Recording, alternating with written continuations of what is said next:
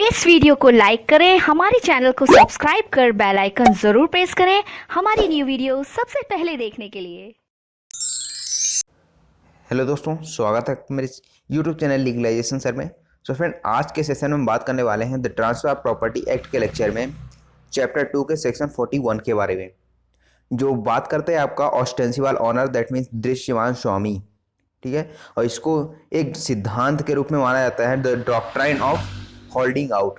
That means दृश्यमान स्वामी का मतलब क्या होता है कि प्रॉपर्टी किसी और की है, ठीक है ना, और होल्ड करके कोई और रखा हुआ है, लगता हुआ स्वामी है बट वो स्वामी उस प्रॉपर्टी का नहीं है, ठीक है ना, उसका ऑनर नहीं है। इसे बोला जाता है ऑस्टेंसिबल ऑनर।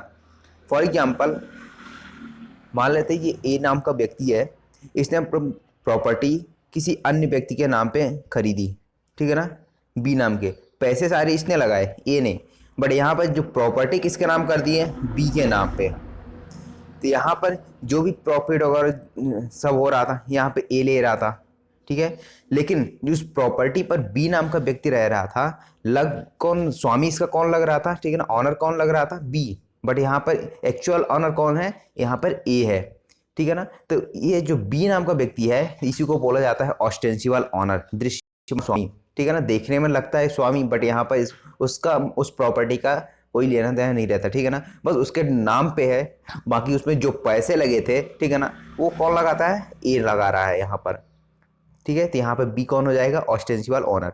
तो इसके बारे में डिटेल में पढ़ने वाले हैं आज, तो बने रहेंगे एंड तक हमारे साथ। तो सबसे पहले हम बात करें यहाँ पर सेक्शन 41 में, तो डॉक्ट्राइन ऑफ होल्डिंग आउट इसको बोला जाता है, ठीक है ना, प्रॉपर्टी किसी और की है और होल्ड करके कोई और रख रहा है। तो जहाँ की स्थावर संपत्ति में हितबद्ध व्यक्तियों के अभिव्यक्त या विवक्षित सम्मति से, अब यहाँ पर दोनों सम्मति हो सकती है, या तो अभिव्यक्त एक्सप्रेसली हो या फिर इम्प्लाइडली उसकी सहमति हो, कंसेंट हो किसी व्यक्ति की, ठीक है। अब ये जो सेक्शन 41 है वो सिर्फ स्थावर संपत्ति के बारे में बात करता है, ठीक है ना, जो इमूवेबल प्रॉपर्टी होती है सिर्फ उसी के बारे में बात करता है। यहाँ पे मूवेबल प्रॉपर्टी का कोई काम नहीं है। पर क्या है, स्थावर संपत्ति में हितबद्ध व्यक्तियों को, अर्थात उस प्रॉपर्टी में जिन व्यक्तियों का हित है, ठीक है ना, जिन व्यक्तियों का इंटरेस्ट है, उनको क्या कर रहा है, अभिव्यक्त या विवक्षित सम्मति से कोई व्यक्ति क्या कर रहा है, इसी संपत्ति का दृश्यमान स्वामी बना देता है। अर्थात जैसे ए नाम का व्यक्ति है, इसने अपनी प्रॉपर्टी बी नाम के व्यक्ति को ट्रांसफर कर दी, बट यहाँ पर जो ट्रांसफर हो रहा है वो सम्मति से और प्रतिफल के लिए अंतरित हो रहा है, ठीक है ना। तो एक्चुअल ऑनर जो है वो अपनी प्रॉपर्टी किसी अन्य व्यक्ति को प्रतिफल के लिए अंतरित कर रहा है। यहाँ पर दान से संबंधित प्रावधान नहीं है कि कोई व्यक्ति अपनी संपत्ति दान में दे रहा है। यहाँ पर जो संपत्ति अंतरित कर रहा है, ट्रांसफर कर रहा है, वो किसके लिए, प्रतिफल के लिए, कंसिडरेशन के लिए अंतरित कर रहा है। तो वहां पर अंतरण इस आधार पर शून्य करनी नहीं होगा कि अंतरक वैसा करने के लिए प्राधिकृत नहीं था, अर्थात ऐसा अंतरण वैध है, ठीक है ना। तो यहाँ पर जो ऐसा अंतरण मान लीजिए कर देता है, मान लीजिए ए नाम का जो व्यक्ति था ये एक्चुअल ऑनर है, और बी नाम के व्यक्ति जो था वो क्या कर रहा है, अब इसके नाम पे प्रॉपर्टी कर दी, तो बी नाम का जो व्यक्ति था वह उस प्रॉपर्टी को सेल कर देता है, किसके लिए, फॉर कंसिडरेशन, प्रतिफलार्थ अंतरित करता है, प्रतिफल के लिए इसको ट्रांसफर कर देता है सी को, ठीक है। तो यहाँ पर यह नहीं बोला जा सकता कि जो ए है वो इसको ट्रांसफर करने के लिए कॉम्पिटेंट था, ठीक है ना, सक्षम था। अब यहाँ पे यह नहीं कहा जा सकता कि बी कॉम्पिटेंट नहीं था, क्यों, क्योंकि यहाँ पर जो एक्चुअल ऑनर तो ए है, मान लेते हैं, बट यहाँ पर जो प्रॉपर्टी है वो किसके नाम पे है, बी के नाम के व्यक्ति के पास है। अब यहाँ पर ऐसा किया कब जाता है कि ए ने एक्चुअल ऑनर है लेकिन बी के नाम पे प्रॉपर्टी कर दी, तो यहाँ पर होता है कि जो ए नाम का व्यक्ति है, हो सकता है ये टैक्स बचाने के चक्कर में क्या कर रहा है, वो किसी अन्य व्यक्ति के नाम पर प्रॉपर्टी ले रहा है, ठीक है ना, प्रॉपर्टी ए की है बट यहाँ पर उसका नाम किसका आ रहा है, बी का।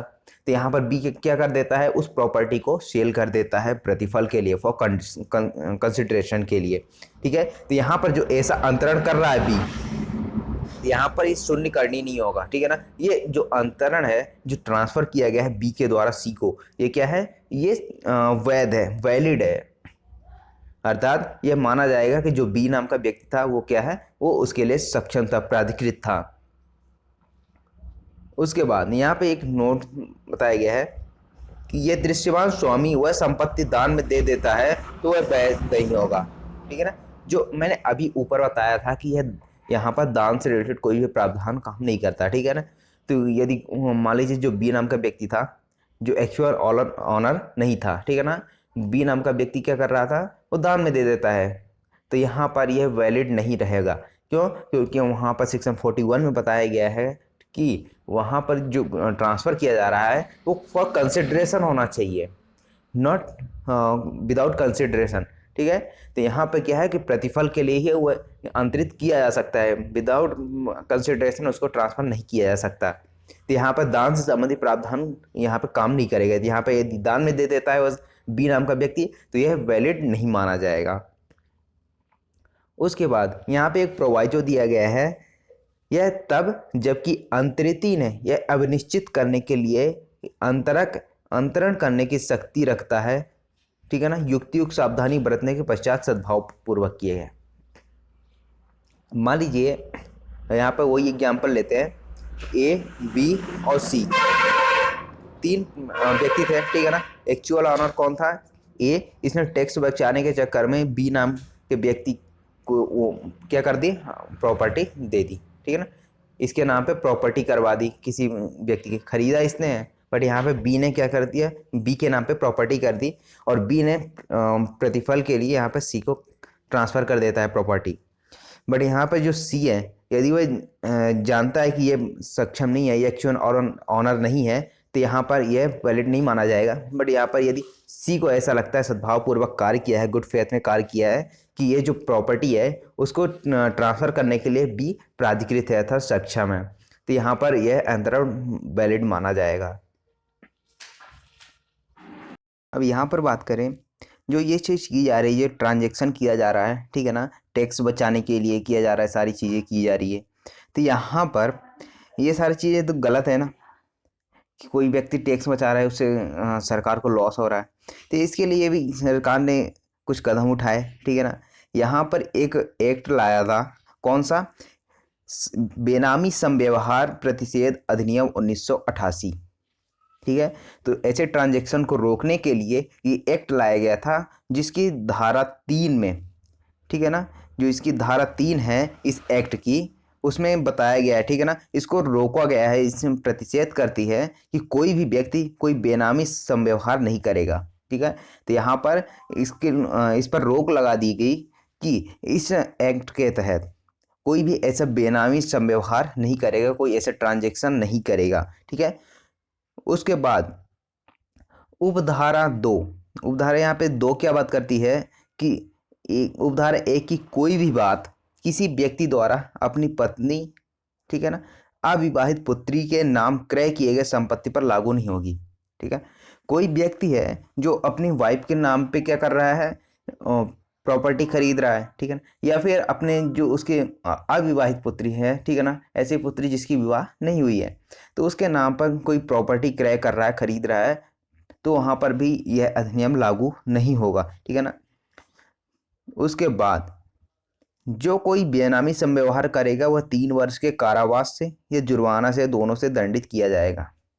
ठीक है ना, तो जो बेनामी समव्यवहार प्रतिषेध अधिनियम 1988 बनाया गया है, उसके धारा 3 में वहाँ पर 3 वर्ष का कारावास का प्रावधान किया गया है, या फिर जुर्माने से या दोनों से दंडित करने का प्रावधान है जो भी बेनामी समव्यवहार करेगा। ठीक है, कि प्रॉपर्टी पैसे आप लगा रहे हो, प्रॉपर्टी किसी और के नाम पे खरीद रहे हो, ठीक है, तो वहाँ पर 3 वर्ष तक की सज़ा हो सकती है। किस एक्ट के तहत? बेनामी समव्यवहार प्रतिषेध अधिनियम के तहत।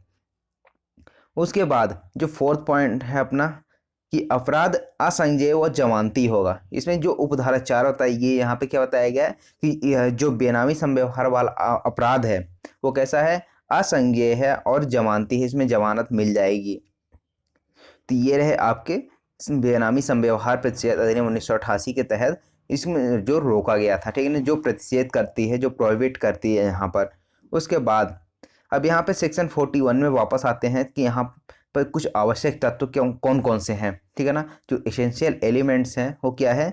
सेक्शन 41 के, एक व्यक्ति जिसका स्थावर संपत्ति में हित है, ठीक है, और दूसरा व्यक्ति जिसे उस संपत्ति में पहला व्यक्ति अपनी अभिव्यक्ति या विपक्षी सम्मति से दृश्यमान स्वामी बना देता है।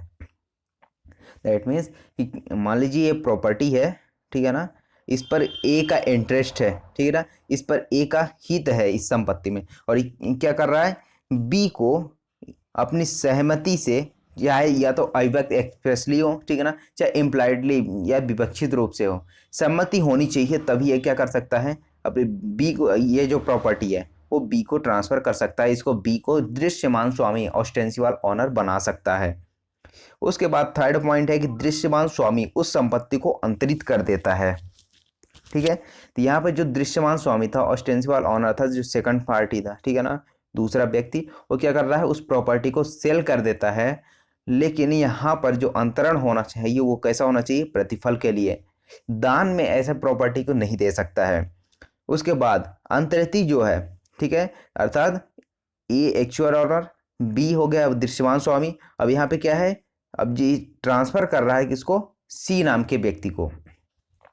तो यहाँ पर जो सी है अर्थात अंतरिति है, वह सद्भावपूर्वक विश्वास में है, अर्थात कौन, सी, कि अंतरक उस संपत्ति को अंतरित करने के लिए प्राधिकृत है। यहाँ पर अंतरक कौन है, बी होगा, क्योंकि इसके पास प्रॉपर्टी है और ये क्या कर रहा है, प्रतिफल के लिए सेल कर रहा है किसको, सी को। तो यहाँ पर अंतरक कौन हो जाएगा, बी हो जाएगा, और जो सी नाम का व्यक्ति है वो अंतरित ही हो जाएगा, क्योंकि वो प्रॉपर्टी प्राप्त कर रहा है, और यहाँ पर एक क्या होगा, वहाँ उस प्रॉपर्टी का एक्चुअल ऑनर कहलाएगा। तो यहाँ पर सद्भावपूर्वक यदि अंतरक उस संपत्ति को अंतरित करने के लिए प्राधिकृत है, ठीक है ना, तो अंतरक जो है वो प्राधिकृत है उस संपत्ति को अंतरित करने के लिए, ऐसा विश्वास है किसको, अंतरिति को, ठीक है ना। इसके बाद लास्ट पॉइंट क्या है कि ऐसा अंतरण शून्य करनी नहीं है, वैध है, अर्थात जो बी ट्रांजैक्शन कर रहा है किसको, प्रॉपर्टी ट्रांसफर कर रहा है सी को, वो कैसा माना जाएगा, वैलिड माना जाएगा। ऐसा नहीं कहा जा सकता कि उसका एक्चुअल ऑनर नहीं है इसलिए वो प्रॉपर्टी सेल नहीं कर सकता है, ठीक है ना। तो यहाँ पर उसकी हैसियत क्या है, एक ऑस्टेंसिबल ऑनर की हैसियत है। तो आई होप आपको ये समझ में आया होगा। यदि आपको समझ में आया है तो लाइक करें, शेयर करें अपने दोस्तों के साथ, और यदि आप नए हैं मेरे चैनल पे तो सब्सक्राइब करके बेल आइकन प्रेस कर लें ताकि आने वाले वीडियोज की नोटिफिकेशन आपको मिलती रहे। Thank you so much for watching legalisation sir.